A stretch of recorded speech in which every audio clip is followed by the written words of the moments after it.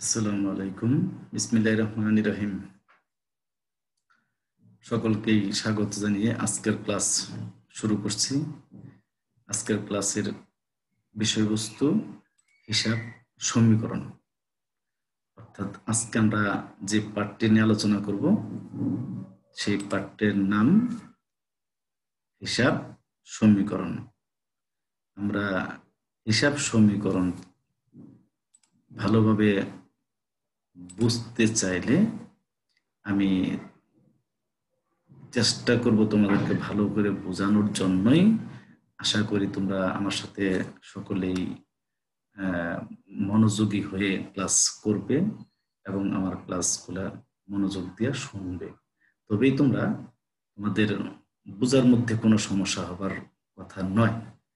আমরা সকলেই মনোযোগী হই এবং আমি তোমাদের সামনে স্ক্রিন শেয়ার করে দিয়েছি। এই স্ক্রিন শেয়ারের মাধ্যমে আমরা আরো অনেক ভালোভাবে বোঝার চেষ্টা করব। তোমরা নিশ্চয়ই আমার সাথে মনোযোগী হয়ে ক্লাস করবে, এটাই আমার আশা। দেখো, এই স্লাইড তোমরা যদি দেখে যাও আর সাথে সাথে আমি তোমাদেরকে ব্যাখ্যা বিশ্লেষণ করে বুঝিয়ে যাব, তোমরা নিশ্চয়ই আরো ভালো বুঝতে পারবে। আজকের ক্লাসে সবাইকে স্বাগত আমি পূর্বেই জানিয়েছি। ফুলের শুভেচ্ছা তোমাদের জন্য রয়ে গেল। নেক্সট আমরা দেখি। আমার পরিচিতি নতুন করে দিবার কিছু নেই। আমার স্টুডেন্ট তোমরা যারা আছো সামনে উপস্থিত, আমার পরিচিতি সম্পর্কে তোমাদের ভালোভাবে জানা আছে। নতুন করে আর পরিচয় দিবার কিছু নাই। আমরা নেক্সট চলে যাই। এই আজকের পাঠ শুরুতে আমি যে কথাটা বলছিলাম যে আজকে আমরা হিসাব সমীকরণ এই বিষয় নিয়ে আমি তোমাদের সাথে কথা বলবো, আলোচনা করব, বিস্তারিত বোঝার চেষ্টা করব। হিসাব সমীকরণ ক্লাস থেকে আমরা জানতে পারবো এমন যে বিষয়গুলো রয়ে গেছে, সেই বিষয়গুলোর নাম হলো শিখনফল। দেখো, এই অধ্যায় পাঠ শেষে তোমরা কি শিখতে পারবে? হিসাব বিজ্ঞানের ধারণা ব্যাখ্যা করতে পারবে, মূল্যবোধ ও জবাবদিহিতা নিশ্চিত করতে তথ্য হিসাব বিজ্ঞানের ভূমিকা বিশ্লেষণ করতে পারবে, হিসাব বিজ্ঞানের তথ্যের ব্যবহার এবং ব্যবহারকারীদের সম্পর্কে বর্ণনা করতে পারবে, ব্যবসায়ের লেনদেন শনাক্ত করে হিসাব সমীকরণে এগুলোর প্রভাব ব্যাখ্যা করতে পারবে। অর্থাৎ তোমরা দেখতে পারবা নেক্সট আছে কোনগুলা লেনদেন, কোনগুলা লেনদেন নয়। যদি কোনোটা লেনদেন না হয় তাহলে তো এই হিসাব সমীকরণের প্রভাব পড়বে না, আর যদি লেনদেন হয় তাহলে হিসাব সমীকরণ এর প্রভাব পড়বে। প্রভাব বলতে আমরা কি বুঝি? প্রভাব বলতে আমার হিসাব বিজ্ঞানে দুটি জিনিসকেই বোঝানো হয়, তিনটি জিনিসকে। এক হয় বৃদ্ধি, নয়তো বা হ্রাস, অথবা বৃদ্ধি হ্রাস কোনোটি নয়। একটা লেনদেন দ্বারা হিসাব সমীকরণের উপর যদি তোমার কোনো প্রভাব পড়ে, যেমন ধরো ওই লেনদেনের দ্বারা হিসাব সমীকরণটা বৃদ্ধি পেয়েছে, তাহলে আমরা টাকাটা প্লাস দিয়ে লিখবো। আর যদি উক্ত লেনদেন দ্বারা মাইনাস হয়ে থাকে, হ্রাস পেয়ে থাকে হিসাব সমীকরণের কোনো উপাদান, সেখানে আমরা টাকাটাকে মাইনাস চিহ্ন দিয়ে বসাবো। আর যদি হিসাব সমীকরণের উপর কোনো প্রভাব না পড়ে থাকে, অর্থাৎ বৃদ্ধিও পায়নি হ্রাসও পায়নি, তাহলে সেই ক্ষেত্রে আমরা উক্ত ঘটনায় থেকে যাবে, লেনদেন হিসাবে হিসাব সমীকরণের উপর কোনো প্রভাব ফেলতে পারবে না, অর্থাৎ বৃদ্ধি বা হ্রাস করতে পারবে না। 5 নম্বর আছে লেনদেন সংশ্লিষ্ট বিভিন্ন পক্ষকে হিসাবের শ্রেণী অনুযায়ী বর্ণনা করতে পারবে, অন্যান্য বিষয়ের সাথে হিসাব বিজ্ঞানের সম্পর্ক বর্ণনা করতে পারবে, ব্যবসায়ের ভাষা হিসাবে হিসাব বিজ্ঞানের গুরুত্ব ব্যাখ্যা করতে পারবে। নেক্সট পেজে এখানেই তোমার চিনিবার উপায় দিয়েছি আমি কিছু, যে কোনটি ঘটনা এবং কোনটি লেনদেন। তার জন্য আমি তোমাদেরকে বলতে পেরেছি নিচের ছবিগুলো দেখো ও চিন্তা করো। তোমরা দেখবা এবং চিন্তা করবা এবং বলবা কোনটি ঘটনা এবং কোনটি লেনদেন। এই মহিলা একটা কম্পিউটার সামনে নিয়ে বসে রয়েছে, এটাও একটা ঘটনা। পৃথিবীতে যা কিছু ঘটে তাকে আমরা ঘটনা বলে থাকি। আর ঘটনা হলেই যে লেনদেন হবে এটার ঠিক না। এখানে আর্থিক অর্থাৎ টাকা পয়সার প্রভাব যতক্ষণ পর্যন্ত না পড়বে ততক্ষণ পর্যন্ত এটাকে আমরা লেনদেন বলতে পারি না। ডান পাশে যে চিত্রটি রয়েছে, নিচেই আসছে ট্রেন অ্যাক্সিডেন্ট করেছে, এটাও একটা ঘটনা। তবে এই ঘটনার পরিপ্রেক্ষিতে আমার আর্থিক কোনো প্রভাব পড়েনি, অর্থাৎ আর্থিকভাবে টাকা পয়সা আমার আসেওনি, যায়নি, অর্থাৎ বৃদ্ধিও পায়নি, হ্রাসও পায়নি। সুতরাং এটা ঘটনাই থেকে যাবে। নেক্সট, ফল বা শাকসবজি বিক্রেতা, ইনি শাকসবজি বিক্রি করতেছেন, টাকা নিতেছেন, আবার অন্যটা কাউকে টাকা দিচ্ছেন, সুতরাং এটা আর্থিক লেনদেন এখানে হচ্ছে, তাই একে আমরা বলবো কি, এটা লেনদেন। আর এই ভদ্রলোকগুলা এই করোনা মহামারীর মধ্যে সামাজিক দূরত্ব বজায় রেখে ব্যাংক থেকে টাকা উঠাতে গিয়েছেন। টাকা উঠাচ্ছেন তারা, তাহলে টাকার জন্য লাইন ধরে দাঁড়িয়ে রয়েছেন, টাকা নিবেন, ব্যাংক কর্তৃপক্ষ তাদেরকে টাকা দিবেন, ওনারা টাকাগুলা নিবেন, তাহলে এখানে টাকা পয়সার সম্পর্ক আছে, সুতরাং এটা লেনদেন। নিচের ছবিগুলো দেখে তোমরা দেখতে পাচ্ছ এবং সেখান থেকে অবশ্যই তোমরা ঘটনা এবং লেনদেন নির্ণয় করতে পারবে। এবার ঘটনা এবং লেনদেন নির্ণয় করতে পারলে এই অঙ্ক থেকে, এই অঙ্কের মধ্যেও, এই ডাকটার মধ্যেও আমার ঘটনা আছে এবং লেনদেন আছে।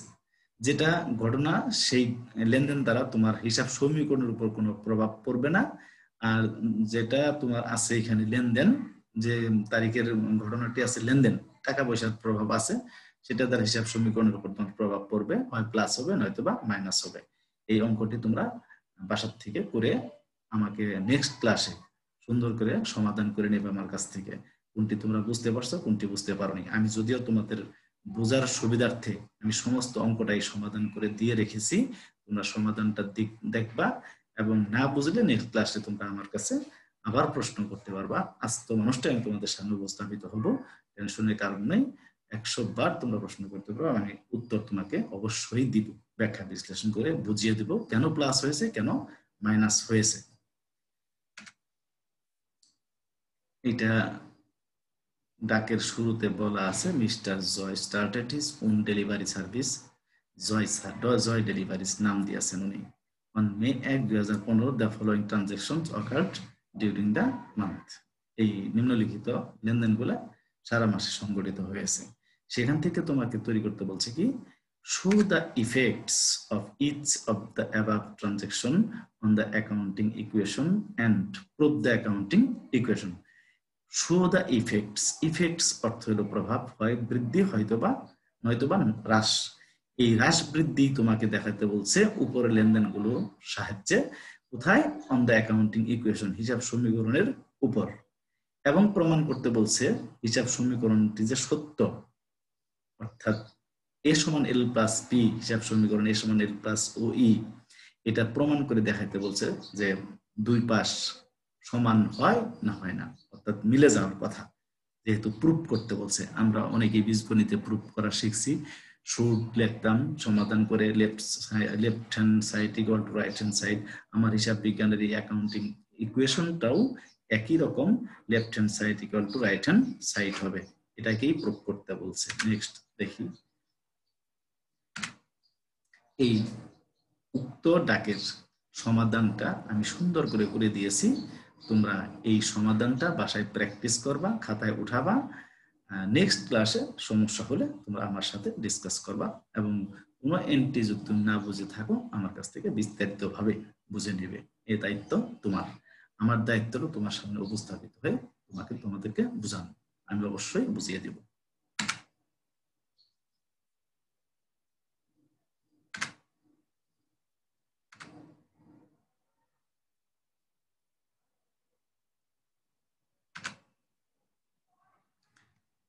এবার ওই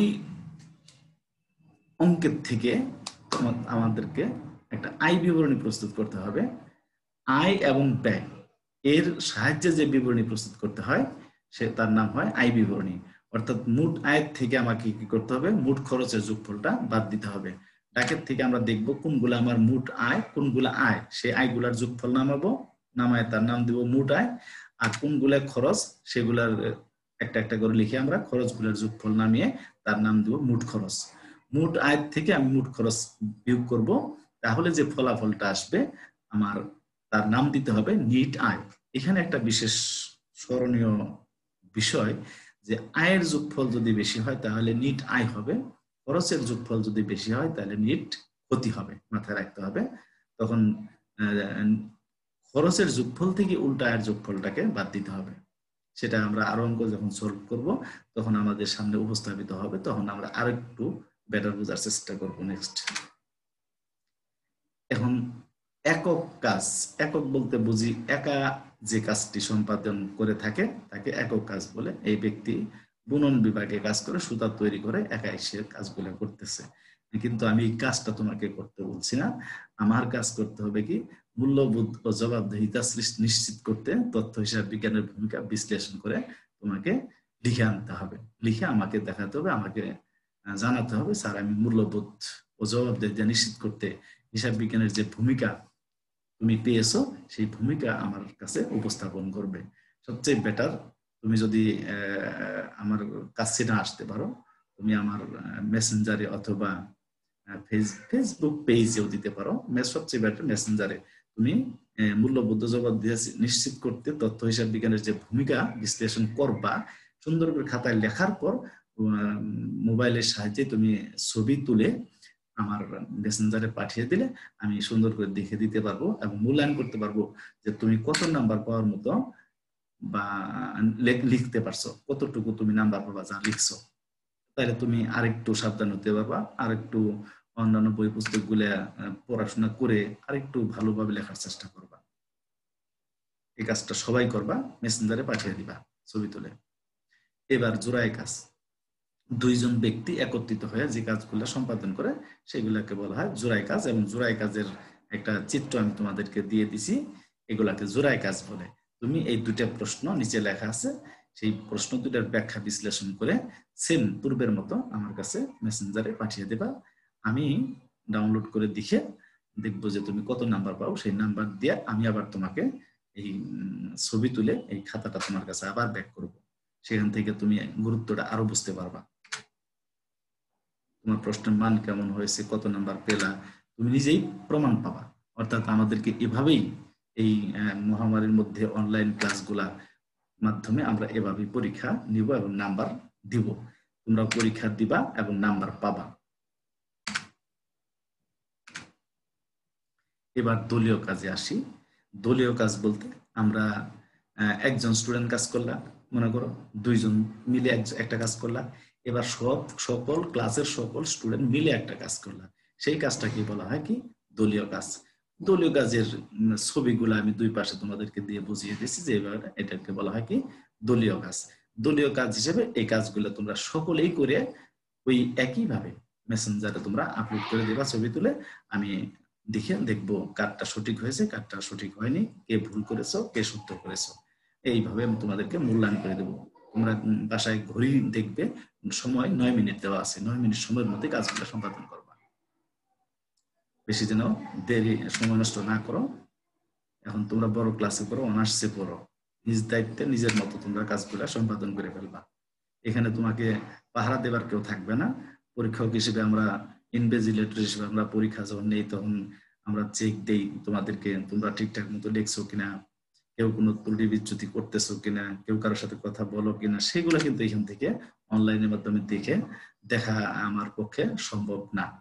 আমি না, পৃথিবীর কোনো শিক্ষকের পক্ষে সম্ভব হবে না তোমাদেরকে চেক দিতে।